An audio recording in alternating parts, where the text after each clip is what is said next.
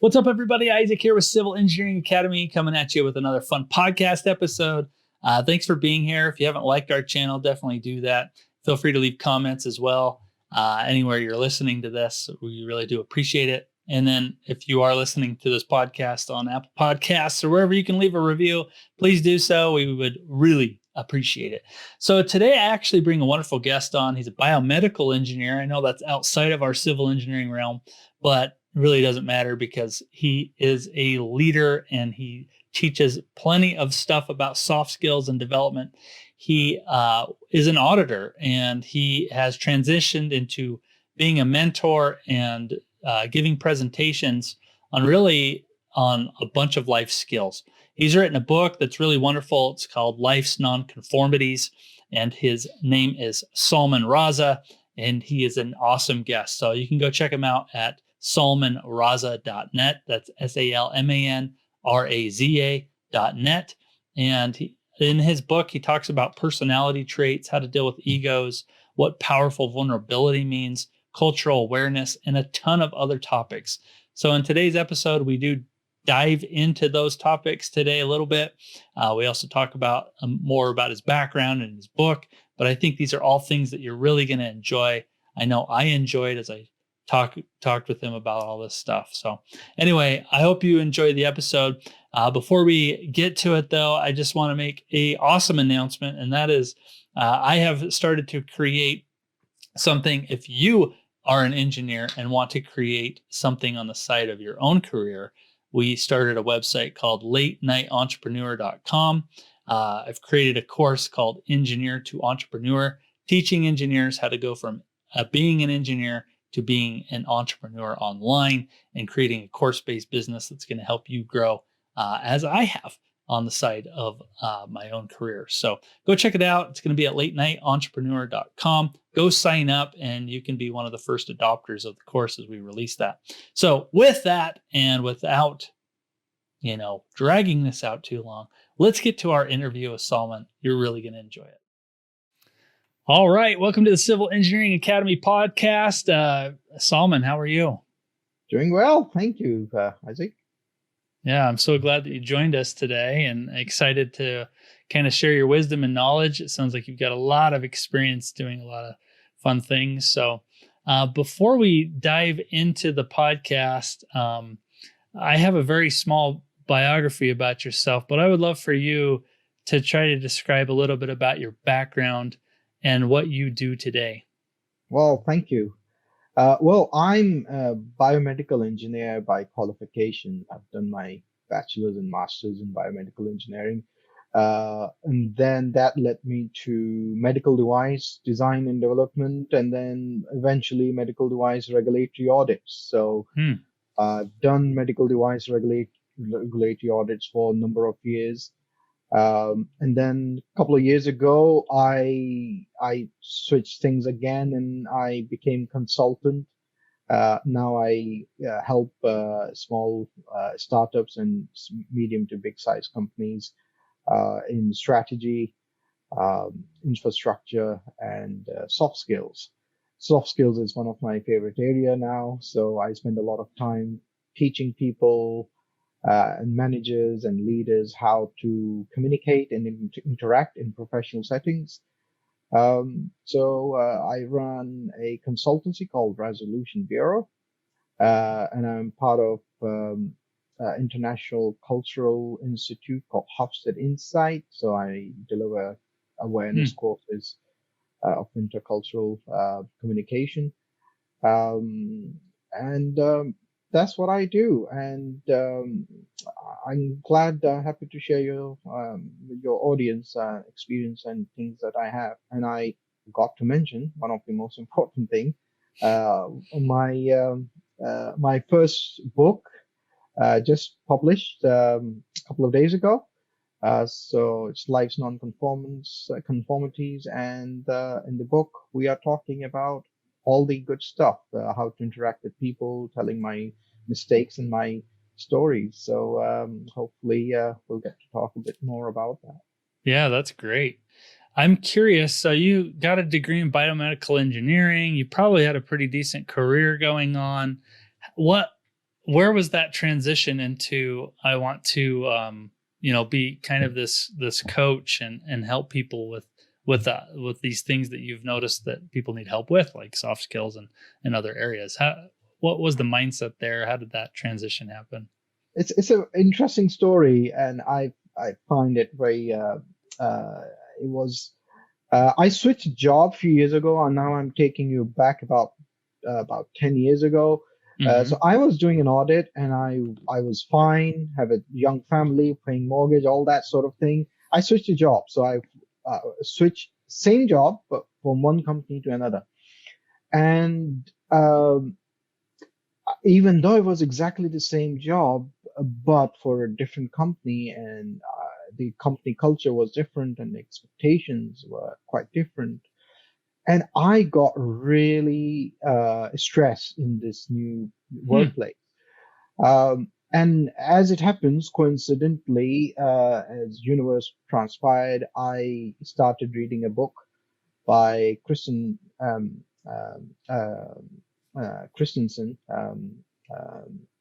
What's his first name is escaping me. A very, very famous author. His book, How Would You Measure Your Life? So in that book, it, it asks you certain question and take you on a journey. What makes you tick? And I start asking that question, why I was enjoying my previous role and why I'm not enjoying this. And to cut the long story short, I realized actually I like teaching, I like coaching, I like helping people. But that realization, I'm thinking, that's too late now. I have a career. I have invested a lot of time in this career, and now I have a Hmm. family and mortgage. I cannot go back to teaching for start from scratch. So all that um, conversation that happening in my head, and then I had an aha moment. I said, it doesn't have to be teaching, and I found a way to do my day job in a way that as if I was teaching.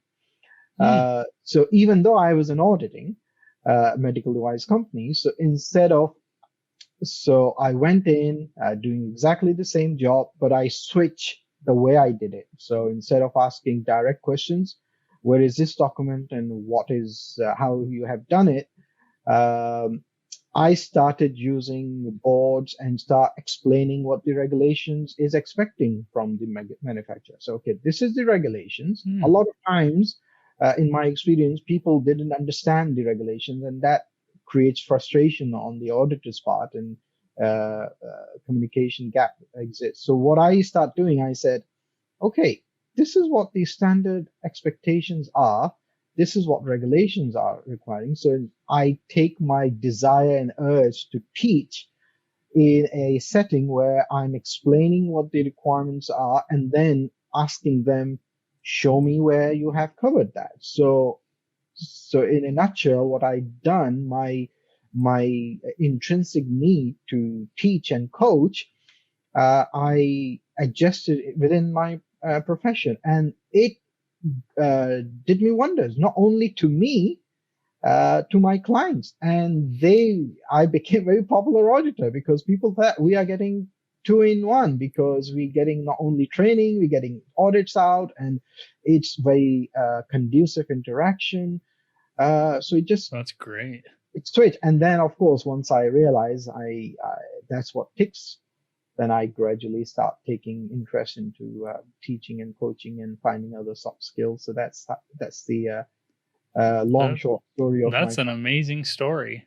And I imagine every engineer kind of asks this same question to themselves, but that's I'm glad you were able to figure that out and the success that you've had and where you're at today. So I guess one of the questions I wanted to ask is, as being an auditor and doing your teaching and explaining, how important is communication that you've noticed as you've gone through being an auditor?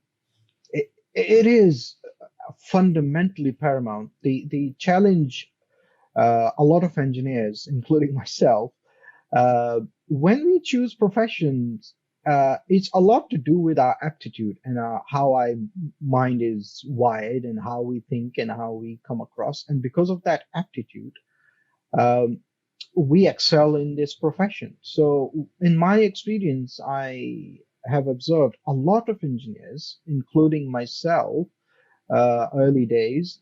Um, we struggle to communicate in teams. We are in a lot of them happens to be introverted, reflective type. We love innovation. We love coming up with ideas, but we find difficult to explain our ideas and express ourselves.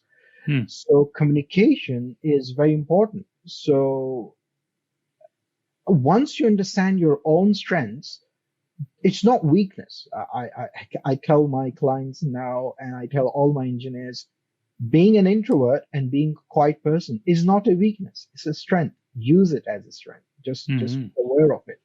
So once we understand and become aware of what dynamics I have and what the dynamics I'm going to interact with, uh, half the battle is won. And then you realize, okay, I need this strategy to effectively communicate in this audience group. And it's paramount. It doesn't matter if I'm auditing or I'm doing a sales pitch or I'm doing an idea pitch or innovative. It could be anything and everything once Hmm. we realize the dynamics of the situation. That's amazing. I know communication is such a huge part in engineering, and many times it's not quite taught in colleges until you kind of get out of school and start dealing with real life situations. And, big errors can be made if you're not communicating, or issues can be resolved if you're not communicating. That's just kind of a big deal. So thanks for touching upon that. In your book, you do talk about knowing the traits of people. How have you managed to understand the different traits of people? Yeah, very good question. Um, so there is no one source that I could say, listen to this podcast or read that book.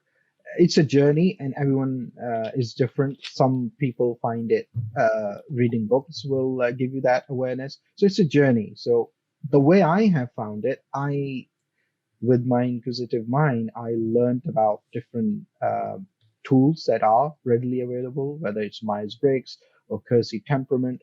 It gives you basic level of awareness. Okay, what's going Hmm. around us? What different types of people exist, and where I am in that scale. Once you have that awareness, then it's trial and error, and then you use some methods. And even though these courses and these techniques they take you at a certain level, but we have to find as an individual what makes tick. What works for me as an individual, and it is like a trial and error. And consultants and coaches, they can speed up that process, but ultimately it's an individual journey that we all have to take. So yeah, I did several courses and several awareness sessions, and then continuous observation of people and their behaviors in certain It's circumstances. interesting. So that's Do you, that's yeah. are there certain character traits that you feel like can really help engineers excel in their careers, or what have you noticed maybe are traits that we could strive for that we might not have, or is it just kind of the natural things that we already have in us, and we're just trying to recognize what those traits are and play to our strengths? Yeah. The strengths, once we know this is our strength, and once we know what our counterpart is dealing with, and what the traits are, then we have to find a way. So let me share an example. So an introverted person like me, or a lot of engineers, um, we are reflective types. So if someone asks a question, we like to take a few moments to think through before we answer. A lot of extroverted people, they start talking, and while they're talking, they're thinking.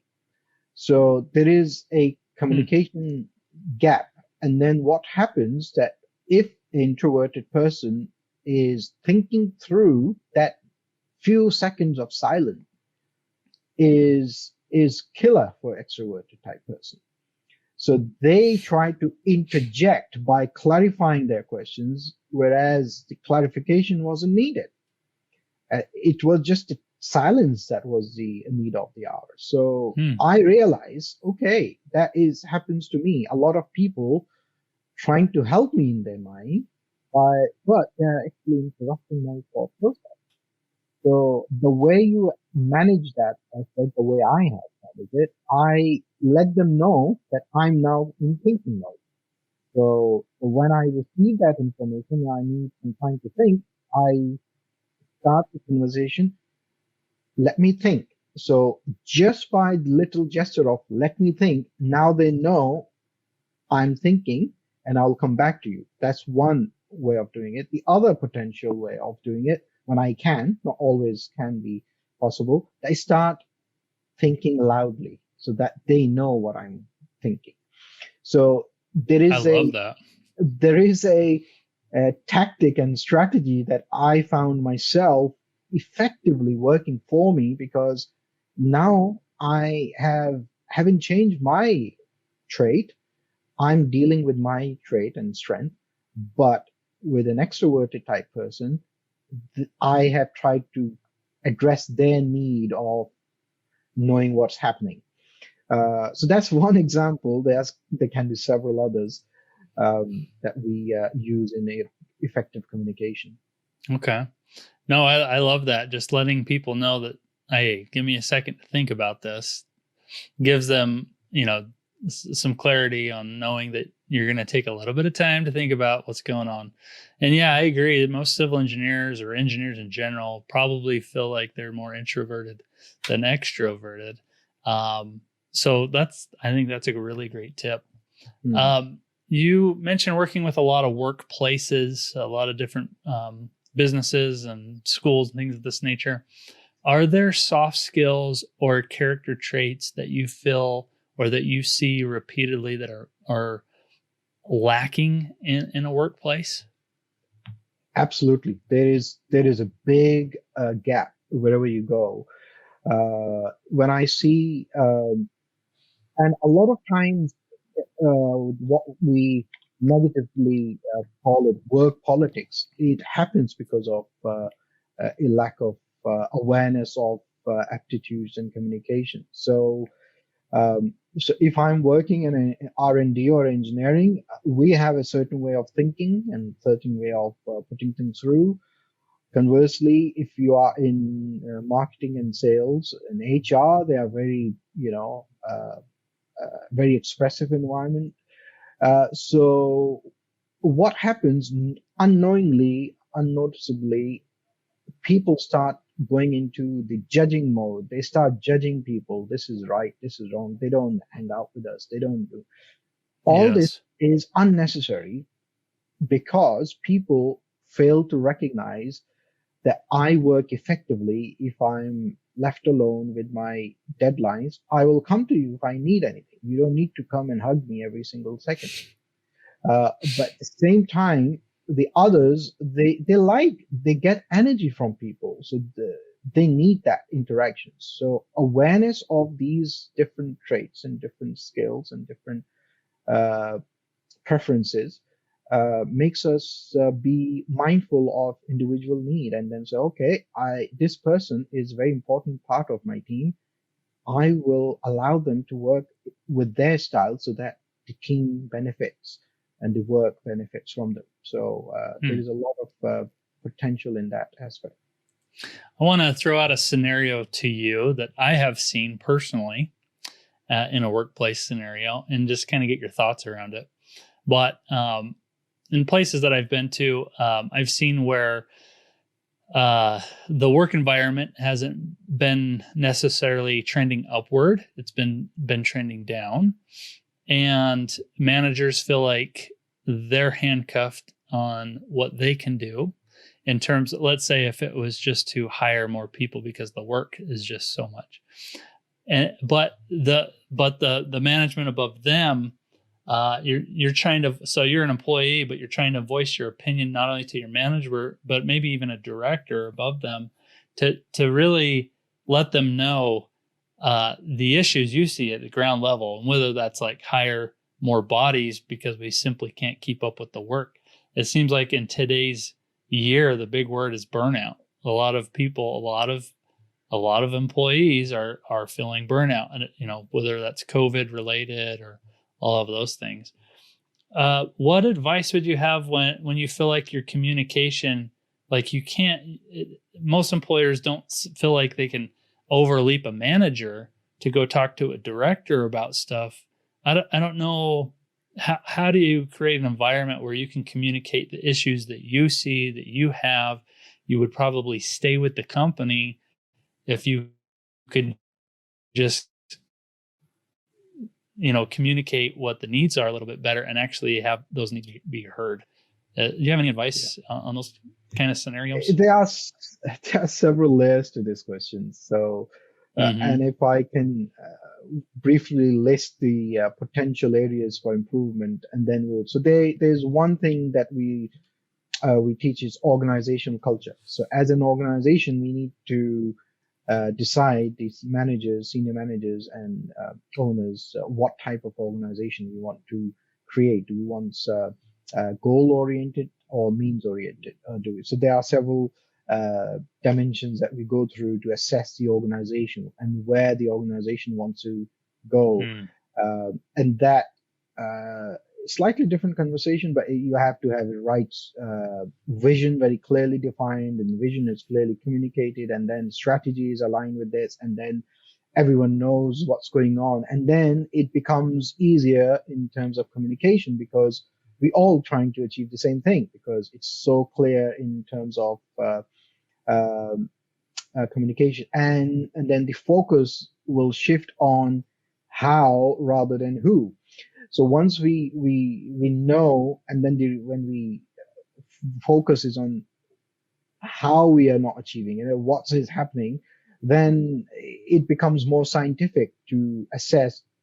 Okay, 10 out of or 9 out of 10 times the issue was because of lack of resource, and then you say, okay, my system, my data is suggesting that I need more resource. So it becomes more objective driven rather than individual subjective opinion. So part of the solution is the organization culture. How do we create an organization with clear communication of clear vision, identification, clear strategy, and communication to all levels so that everyone knows what their role is.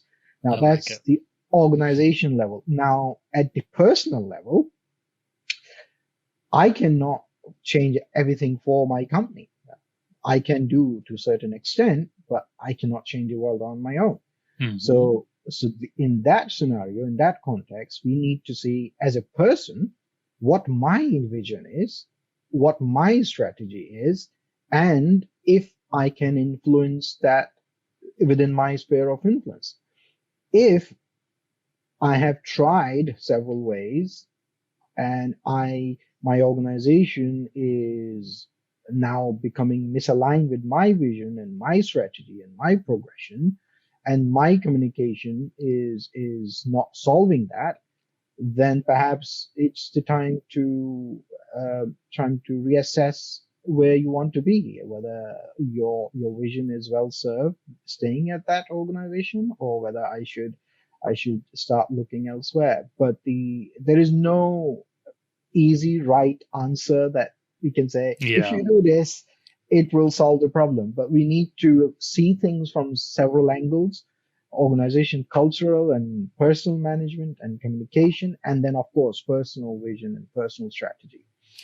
I think those are great answers. I bring that up because I have read that we're calling this period the Great Resignation in the workplace these days, because there have been millions of people that have said, I quit to a job. So it seems like there's some sort of cultural shift where the employer is not aligned with employees. There's something missing there, but good advice. What if you're at your workplace and you're dealing with someone with a big ego, what advice would you have to manage that ego? That is a great question. Ego is one of the most important aspects that's almost always overlooked.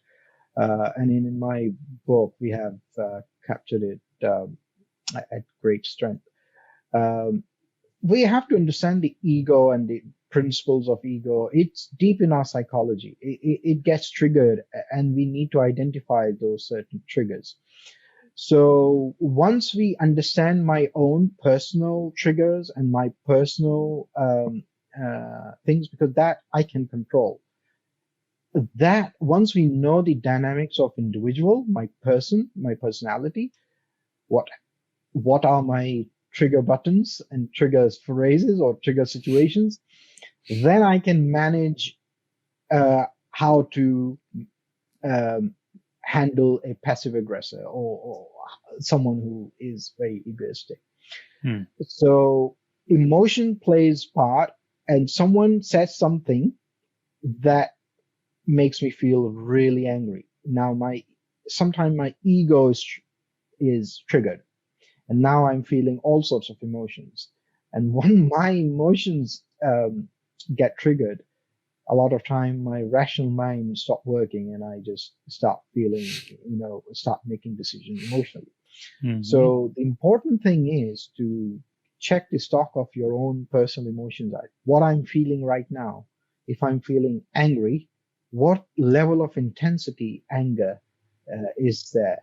And the other important thing is I need to disassociate that emotion from me. I'm not angry. There is an anger in me. So straight away I Hmm. realized I'm not angry. I should not be associated with anger. There is an anger in me. So I need to get rid of that anger. So that's not me. Anger is not me. There is an anger somehow uninvitingly penetrated inside me. So that's the first step. The second step is what level or what intensity I'm feeling. So do I feel like I'm annoyed, or I feel like I need to punch someone? So there is a different level of intensity of anger and frustration. So once we have gone through the stock of emotions and intensity, every intensity, every emotion will have a different strategy to cope with it.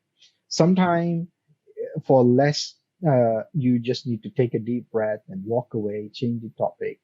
Or sometimes you have to completely walk away from this. Sometimes you have to drink water and then, do something extraordinary. So it is a journey, and we individual, we have to figure out, okay, what is happened, what has just happened, and where I am at, and what can I control. So that's my personal strategy dealing with my personal ego triggers. Now, the second part of the issue is individual that is not in my control. I'm dealing with someone who is showing that behavior that is triggering that emotions at my end. So my role in that is try to control my emotions, and believe it or not, we can make changes in other person's emotion through my emotion. So for example, if Hmm. someone start yelling at me, there are different levels of sound, loudness and pitch. If someone is yelling me on a scale of 10, yelling me at sound levels 6 or 7, and my response is 6 or 7 or even 8, don't expect it to go Explosion. down. It will go higher and higher. But if I start responding with level 3, you will see in next few sentences, the other person will automatically bring their tone down. So with my behavior, I'm bringing the situation into a manageable situation. So instead of instigating or encouraging uncontrollable, irrational behavior, because I'm mindful what is happening, I can control other person's behavior by just calming things down. Just take a deep breath, start responding in a low tone voice, calming voice, and then slowly and gradually they will realize actually there is no need for me that high pitch. I can lower down Calm my down. tone. So that's the emotions that I can control, and that will trigger the behavioral change in someone else. I love that. That's a great way to deal with egos, manage personality kind of conflicts that come up. So great advice. You have so many other tips in your book, but I noticed I want to get to this, but I want to know your thought process on how your book came about, which you've titled Life's Nonconformities. You talk a lot about all kinds of great information in there. One of them I really liked was called Powerful Vulnerability and what that means. But could you take us through how you went about writing this book? What was the drive for that? Yeah, that's interesting question. The story goes, I won't ruin the story. It's very detailed in the book, and we even have a case study that revolves around that incident. But I was threatened for my life. So there are two extreme stories that I have used in my book that happened. A few years ago, I was auditing a company. When I should say more than a few years ago, 10 years ago, maybe more. I went to audit a company, very nice professional environment, and I had to write a non-conformance stuff, but because they were doing something illegal. So it was a very nice company, nice professional people. But I had to write a non-conformance, and I communicated them. And as soon as I communicated the non-conformance, they kicked me out of the building.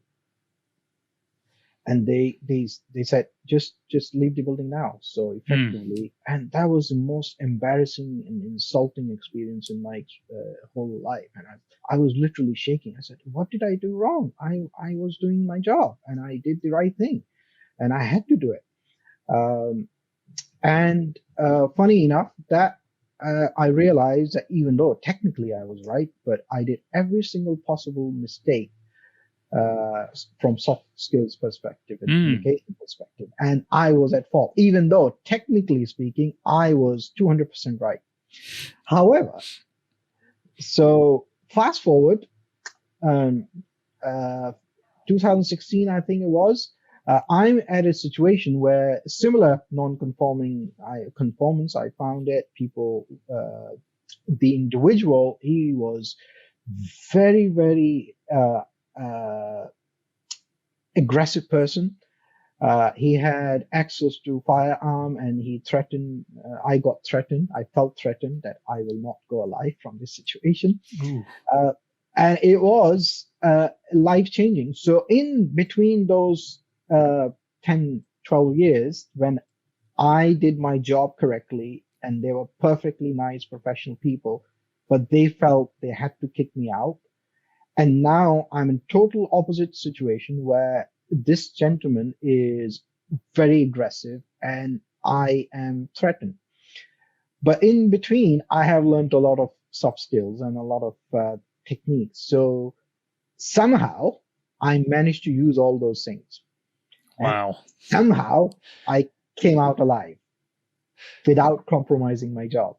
You brought his voice down. You calmed him down. Not only on voice level, on several levels. I connected with him on emotions, and at the end, I shook hand, and wow. We came out very amicably. So when I came out of that situation, I was shocked. How did that happen? How did that happen? So I started sharing that story to a lot of my colleagues, and a lot of my colleagues start saying, you should share that because people will benefit what you did here. And then a lot of people start saying, and then if you remember a few years ago, it still is, our US society is very polarized. There's a lot of police aggression and abuse was on social media, and a lot of those things were happening. Society became very polar. So people start saying, I think people will benefit from this. And that was the trigger to write the book. And that's why we have a book. So I haven't written book just because I want to become famous. I am writing the book because I feel, and a lot of people have told me, that people will benefit from it. and society will be a better place if people learn more about it. So that's the inspiration behind it. Mm. Um, so And that's then you one. promptly left that job after being threatened. Just kidding. Not Uh, promptly, not promptly. I left after 5 years of that incident, oh, okay. and I didn't Uh, leave of that. I left because my personal vision was misaligned with the vision of the perfect. company. And I couldn't do what I'm doing now if I was full-time employee of that company, because now I can coach. Yeah. Previously, my diary was booked doing auditing, and I do less audits and more coaching now. So that's uh, the second part of your question was about vulnerability, Hmm. and that is very powerful, and I'll tell you why it's powerful. Um, I learned it because of during the audit process, but it is valid and true in all situations. We previous question we were talking about ego. Hmm. Uh, no one likes to be told that they are wrong. As soon as any of those things happens, uh, people go in defensive mode, Yes. and I start giving impression that I'm infallible and you are making mistakes. So the blame is on individual rather than the actual event or process. So my behavior is giving impression that I'm infallible. I am the ideal person ever existed in this world, and you have all the problems. So that unsaid dynamics, of course, the way I'm expressing, people don't say it this way, but our actions and body language gives that impression, and our mind perceives this way. So, so once we create that situation, that dynamic, then it's never effective. People will resist you, people will resent, and as things progress, the strain will become more and more, and it's not constructive. However, if I am confident enough to share my vulnerability, that I say, look, I know you made a mistake, but I have made that mistake too in the past. I'm not infallible. I'm just like you. I have made the mistakes. Once my listener or a counterpart start feeling that I'm not threatening, I'm not judging them, I'm relatable to them. I'm also human. Once people start seeing you as human as they are, people start having rational conversation. I see what you mean. I Hmm. know what you'd say. So the ego is managed. I disarm the egoistic response of defensive mindset. And now I'm saying, look, same mistake. I tell stories. I made this exactly same mistake. So what I'm doing, I'm showing my human side. I'm as human as you are. I'm not ideal. I'm not an angel. All So right. vulnerability becomes more powerful because you are relatable. Yes. So once you become relatable, people want to follow you. You become a leader. Uh, and, in contrast, if I just start pedagogically keep giving them instructions and showing only my squeaky clean image, I'm not relatable. So if I'm not relatable, people don't like me. Yeah. That's So so true. that is the power of vulnerability. So if I'm self-assured individual, I know I'm not threatened by uh, sharing this vulnerability. Of course, you have to be careful and mindful and be intelligent about Sure. it. But at the same time, if you somehow show to the world that I am as human as you are, whatever the communication and disagreement we are having is nothing personal. And that's where the vulnerability becomes the strength. I think that's great. So, man, we've hit ego, we've hit vulnerability. I think there's all kinds of other tips and tools that you talk about in your book. So, the book's called Life's Nonconformities. Where can our audience, someone, reach out to you? Where can they connect with you? Where can they find this book? Absolutely. The book is available on almost all outlets, including Amazon. You can also get a copy from my website, salmanraza.net. I can type it for you so your audience can access it. So you can access through Amazon, Book Depository, Barnes and Nobles, iTunes, Kindle, All um, the places. all the places.